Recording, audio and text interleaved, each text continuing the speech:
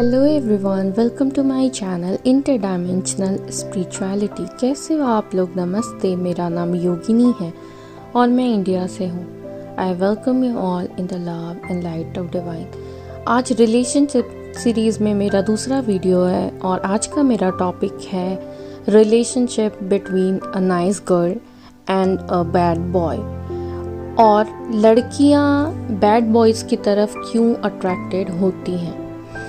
यहाँ पे मैं बताना चाहूँगी कि बैड बॉयज़ यानी कि ऐसे लड़के जिनका जो बिहेवियर होता है वो अनप्रेडिक्टेबल होते हैं, जो सोसाइटी नॉर्म्स के थोड़ा अलग होते हैं, जो बेसिकली इमोशनली अनअवेलेबल होते हैं। तो ऐसे लड़कों की तरफ लड़कियाँ क्यों अट्रैक्टेड होती हैं। अगर आप एक लड़की हो तो आपको इसे ज़रूर देखना चाहिए, और अगर आप एक लड़के हो तो भी आपको इसे ज़रूर देखना चाहिए। तो सबसे पहले बात करेंगे कि क्या ऐसा होता है बैड बॉयज़ में जो लड़कियों को अपनी तरफ आकर्षित करता है। तो पहला जो रीज़न है वो होता है उनका कॉन्फिडेंस। जी हाँ, जनरली जो बैड बॉयज़ होते हैं उनके अंदर काफ़ी ज़्यादा कॉन्फिडेंस होता है और वो किसी से डरते नहीं हैं और अपनी बात वो ज़्यादा अच्छे से रखते हैं, मतलब अपने लिए वो स्टैंड ले पाते हैं। तो ये चीज़ें लड़कियों को उनमें ज़्यादा अच्छी लगती हैं। अब इसके पीछे रीज़न क्या है कि लड़कियों का कहीं ना कहीं सेल्फ स्टीम, सेल्फ वर्थ उनका बहुत कम होता है। इसीलिए जब कोई और उन खूबियों को दिखाता है जो उनके अंदर नहीं होती तो वो उसकी तरफ आकर्षित हो जाती हैं और वो उनको डेट करना चाहती हैं और रिलेशनशिप में जाना चाहती हैं। दूसरा जो सबसे बड़ा रीज़न है वो है फादर वुंड का होना। जी हाँ, जब एक लड़की छोटी होती है, उसके चाइल्डहुड में अगर उसको अपने फादर से इनफ प्यार, केयर नहीं मिला हो, वो प्रोटेक्शन नहीं मिला हो, तो बड़े होने के बाद वो कहीं ना कहीं इस फादर वुंड की वजह से ऐसे लड़कों को अपने जीवन में, अपनी लाइफ में अट्रैक्ट करती है। और ये जान के आपको बहुत आश्चर्य होगा कि चाइल्डहुड की वजह से उस लड़की के दिमाग में ये अनअवेलेबल होना इमोशनली, और उसकी वैल्यू ना करना, उसके लिए अवेलेबल नहीं रहना, उसको उतना रेस्पेक्ट नहीं देना, अनवर्दी फील कराना, ये सारी पैटर्न सबकॉन्शियसली इस लड़की के अंदर होते हैं। तो जब उनका पार्टनर या बैड बॉयज़ ऐसे ट्रेट्स दिखाते हैं, इन सारी चीज़ों को दिखाते हैं, तो जो लड़कियों का सबकॉन्शियस माइंड होता है जिसके अंदर वो पैटर्न सेव है, वो पैटर्न एक्टिवेट हो जाता है और वो पैटर्न पहचानता है इस पैटर्न को, इसीलिए वो उस पैटर्न की तरफ आकर्षित होता है। यानी बचपन में अगर उसको अनवर्दी फील होता था तो अभी भी वो ऐसे पार्टनर को अट्रैक्ट करेंगी जो उनको सेम फीलिंग दे, क्योंकि हमारा जो माइंड है वो अननोन से ज़्यादा नोन चीज़ों को पहचानता है और वो सेम पैटर्न पे चलने का आदी होता है। इसीलिए हमारे जीवन में, हमारी लाइफ में पैटर्न्स रिपीट होते हैं। तो इस पैटर्न की वजह से वो अक्सर बैड बॉय को चुनती हैं, क्योंकि उनको वही सारी चीज़ें रिपीट होती हैं और वो सारी चीज़ें एक्सपीरियंस की वजह से वो इनको चुनती हैं। फादर वुंड होने की वजह से इमोशनली अनअवेलेबल होना उनके लिए एक नॉर्म सा बन जाता है। उनको ये चीज़ नॉर्मल और नेचुरल लगने लगती है। तो उनका जो पार्टनर होता है अगर वो भी सेम चीज़ें शो करे तभी उनको ये समझ में नहीं आता कि ये चीज़ें सही नहीं हैं और वो इस चीज़ को पूरी तरह से एक्सेप्ट कर लेती हैं। थर्ड पॉइंट है सेंस ऑफ प्रोटेक्शन। जो प्रोटेक्शन उनको बचपन में मिलना चाहिए था अपने फादर से, वो प्रोटेक्शन उनको नहीं मिला।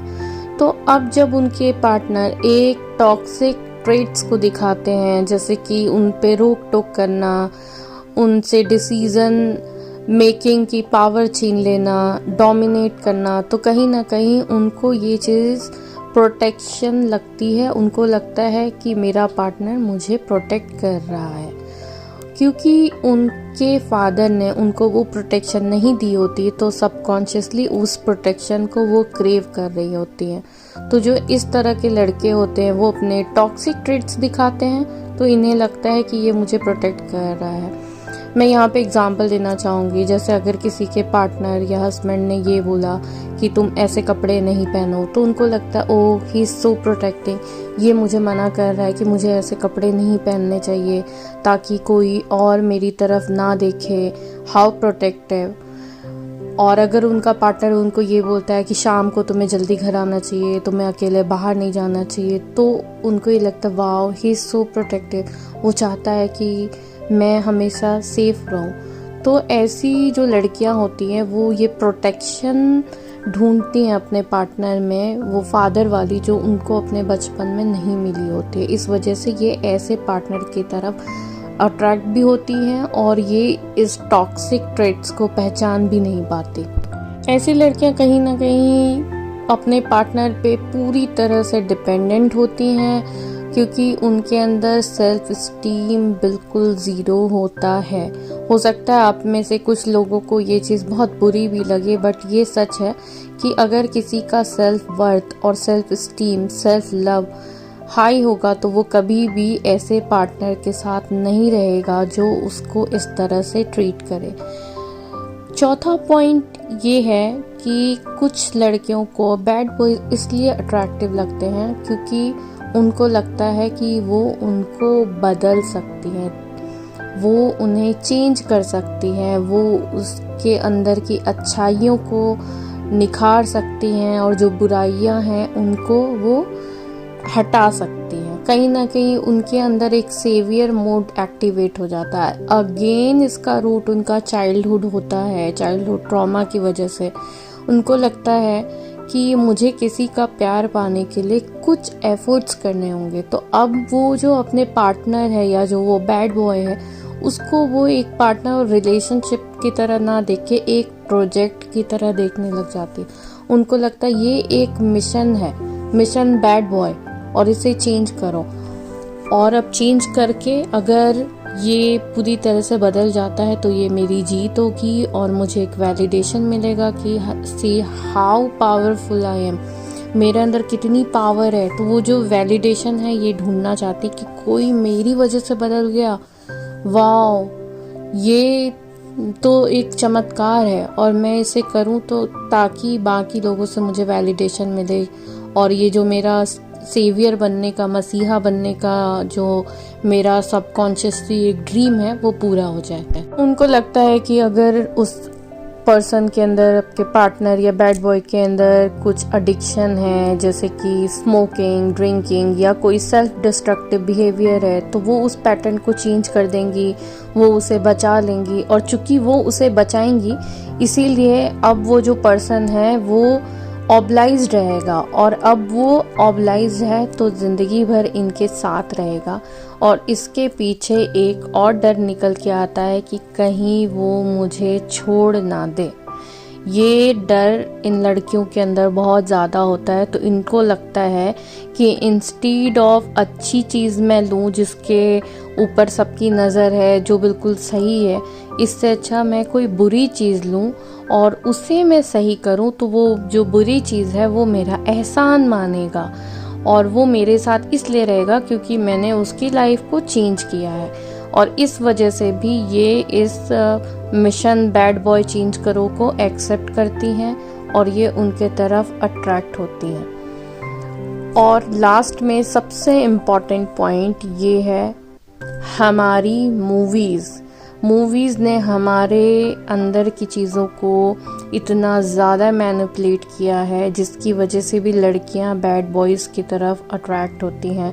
मूवीज़ में अक्सर ये दिखाया जाता है अल्फ़ा मेल जो है वो मैस्कुलिन जो है वो अपने अगर ट्रू पावर में है तो वो जो मर्जी वो करता है, वो 100 लोगों को जान से मार सकता है, वो चीटिंग कर सकता है, वो सिगरेट पीता है, वो शराब पीता है, वो रेकलेस बिहेवियर रखता है, वो ड्रिंक एंड ड्राइव करता है। तो ये सारी चीज़ें मूवी में दिखाई जाती है और ये भी दिखाया जाता है कि किस तरह से एक जो बैड बॉय है जो सारी चीज़ें कर रहा था, मल्टीपल रिलेशनशिप में भी था और कैजुअल हुकअप्स कर रहा था, उसकी लाइफ में एक लड़की आती है और सडनली वो बदल जाता है, उसको प्यार हो जाता है और वो बिल्कुल एक गुंडे से साधु बन जाता है। इस तरह की चीज़ें मूवीज़ में दिखाई जाती हैं, जिससे भी लड़कियां बहुत ज़्यादा इंस्पायर्ड होती हैं और इनको लगता है कि जो अल्फ़ा मेल होते हैं, जो ट्रू मैस्कुलिन्स होते हैं, वो ऐसे ही होते हैं। मूवीज़ में ऐसे लोगों को, डिस्टॉर्टेड मैस्कुलिन्स को हमेशा एक हीरो की तरह दिखाया जाता है। उनके चीटिंग के बारे में, उनके मल्टीपल हुकअप्स के बारे में कोई बात नहीं करता, इट इज़ ओके। और लड़की हमेशा हर चीज़ एक्सेप्ट कर लेती है क्योंकि अब वो बदल गया है। ऐसी चीज़ें मूवीज़ में देखने के बाद लड़कियों के दिमाग पे इसका असर पड़ता है और उनको ये लगता है कि चूँकि ट्रू मैस्कुलिन्स ऐसे ही होते हैं, तो अब वो देखती हैं कि कौन है ट्रू मैस्कुलिन। अब उनको नज़र आते हैं बैड बॉयज़ जो इसी तरह का बिहेवियर दिखाते हैं, तो अब वो उनको पिक करती हैं क्योंकि उनके हिसाब से यही ट्रू मैस्कुलिन्स हैं। इस वजह से भी वो बैड बॉयज़ की तरफ अट्रैक्टेड होती हैं। बट अनफॉर्चुनेटली ये जो बैड बॉय और नाइस गर्ल का जो कॉम्बो है वो कभी भी सही नहीं होता है और आगे जाके ऐसी लड़कियां हार्ट ब्रोकन हो जाती हैं और कुछ लड़कियां डिप्रेशन में चली जाती हैं। उनको लगता है कि हमने तो सब कुछ किया अपने रिलेशनशिप के लिए, पर हमें इसके बदले कुछ नहीं मिला, क्योंकि वो जहाँ पे अपना टाइम, एनर्जी और इमोशन इन्वेस्ट कर रही होती हैं वो जगह ऑलरेडी खाली है। तो उनको बदले में जब वो सारी चीज़ें नहीं मिलती हैं तो वो बहुत ज़्यादा डिसअपॉइंट हो जाती हैं और उनका ये जो रिलेशनशिप है और जो सेवियर मोड है ये पूरी तरह से फेल हो जाता है। तो अगर आप अभी किसी को डेट कर रहे हो या अगर आप भी किसी बैड बॉय की तरफ अट्रैक्टेड हो तो प्लीज़ आप अपने आप को इंट्रोस्पेक्ट करो, अपने पैटर्न्स को नोट करो। या अगर आपके पास्ट रिलेशनशिप में ऐसा पैटर्न आपने नोटिस किया है कि आप ऐसे लड़कों को पिक कर रहे हो जो इमोशनली अनअवेलेबल हैं, तो आपको अलर्ट होने की ज़रूरत है। आपको अपने पैटर्न्स को चेंज करने की ज़रूरत है और आपको ये समझने की ज़रूरत है कि आप क्यों ऐसे पार्टनर्स अपनी लाइफ में मैनिफेस्ट कर रहे हो, अपनी लाइफ में अट्रैक्ट कर रहे हो। आशा करती हूँ कि ये वीडियो आप लोगों को अच्छा लगा होगा। अगर अच्छा लगा तो please like, share and subscribe. Comment section में मुझे ज़रूर बताना कि क्या आपने अपने अंदर या बाकी लोगों में ऐसी चीज़ें देखी हैं। और नेक्स्ट वीडियो मेरा होगा distorted masculine versus divine masculine, और ये जो अल्फ़ा मैन जो मूवीज़ में दिखा रहे हैं वर्सेस रियल अल्फ़ा मैन। मिलते हैं नेक्स्ट वीडियो में। बाय।